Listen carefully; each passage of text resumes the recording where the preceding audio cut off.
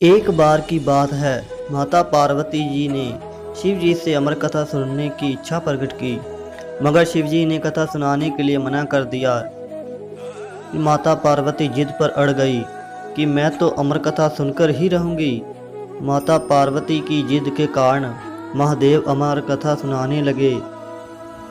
महादेव अमर कथा सुनाने के लिए राजी हो गए, लेकिन एक शर्त रखी कि हे पार्वती, तुम ये कथा किसी और को नहीं सुनाओगी, और जब तक मैं अमर कथा सुनाऊंगा तब तक तुम हुंकारा भरोगी।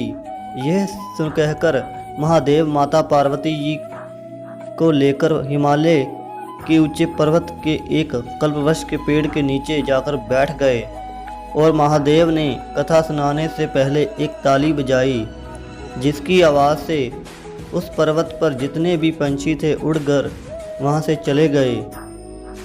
महादेव ने फिर दूसरी ताली बजाई, तब महादेव के त्रिशूल ने पूरे पर्वत का चक्कर लगाकर देखा कि कोई शुक्र तो नहीं बैठा।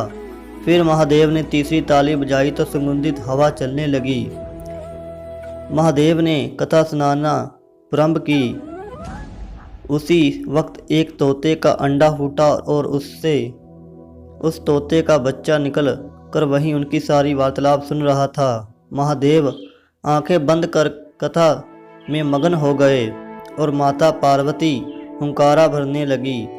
मगर कहानी सुनते सुनते माता पार्वती की नींद आ गई।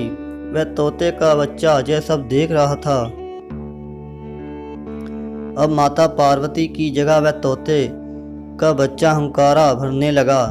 जब अमर कथा पूरी हो गई तो महादेव ने आंखें खोली तो देखा माता पार्वती तो सो रही हैं। ये सब देखकर महादेव सोच में पड़ गए कि माता पार्वती तो सो रही हैं तो फिर हुंकारा किसने भरा। तभी महादेव की नज़र पेड़ पर बैठे तोते के बच्चे पर पड़ी। तोते के बच्चे को जैसे पकड़ने के लिए महादेव उठे तो वह तोता उड़ गया। अब तोते का बच्चा आगे आगे और महादेव उनके पीछे पीछे भाग रहे थे।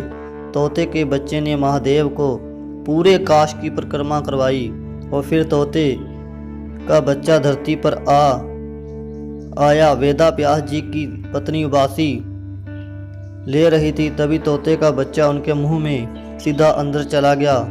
पीछे पीछे महादेव भी आ गए और वेदा व्यास से बोले, यहाँ पर तोते का बच्चा आया है, उसे बाहर निकालो। वेदा व्यास ने कहा, हे प्रभु, जहाँ पर कोई भी तोते का बच्चा नहीं हमने देखा।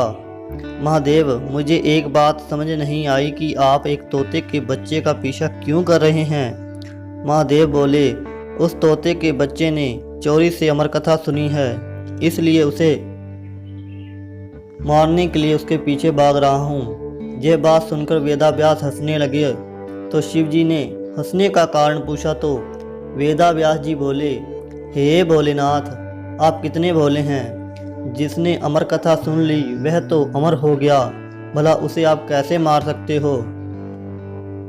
आप महाकाल हो, अगर आप उसे मार देते हो तो अमर कथा झूठी हो जाती है। फिर महादेव बोले, मैं उसे मार नहीं सकता तो उसे बंदी बनाकर अपने पास रखूँगा। तब शिवजी ने ध्यान लगाकर देखा तो उन्हें पता चला कि तोते का बच्चा तो वेदा व्यास जी की पत्नी के पेट में चला गया है। तब शिवजी ने वहाँ पर पूरे 1 साल की समाधि लगाई, मगर सुखदेव जी ने 16 साल की गर्भ धारण कर ली। उसके बाद अनेकों उपाय किए, मगर सुखदेव जी बाहर आने को राजी नहीं हुए। फिर वेदा व्यास जी नारायण के पास पहुंचकर प्रार्थना की तो नारायण ने सुखदेव जी को बाहर आने को कहा। सुखदेव मुनि ने कहा, हे प्रभु, जो भी इस संसार में आता है वह धरती पर आने के बाद आपको भूल जाता है। मुझे ये वरदान दें कि मुझे ये संसार की मोह माया अपने वश में ना कर सके, अपने इच्छा से कुछ भी कर सकूं। तब नारायण ने कहा, मैं एक क्षण का 100वां हिस्से की मोह माया रोक दूंगा। फिर उसके बाद सुखदेव मुनि जी जन्म लेते हैं।